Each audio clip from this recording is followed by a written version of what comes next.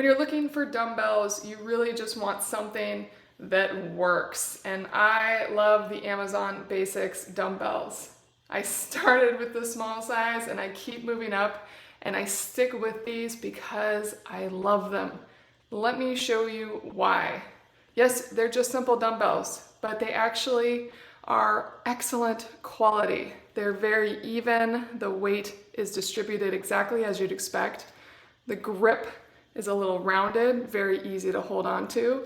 And it's a neoprene non-slip grip, so it's easy to hold here and here. I do a lot of high intensity interval training workouts, and I love that I can throw these, even the 10 pound and the 15 pound, and they're easy to hold on to. I'm not likely to slip or drop them even when I'm really working hard. Love these dumbbells. I have them in the neon green color for my 5 pounders, kind of a dark blue for my 10 pound. And then I went for the gray with the 15 pound here.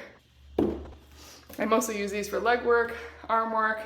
I no longer use these, but you gotta start somewhere. So this was my starting place. Really great dumbbells that you can expand upon your set as you move up.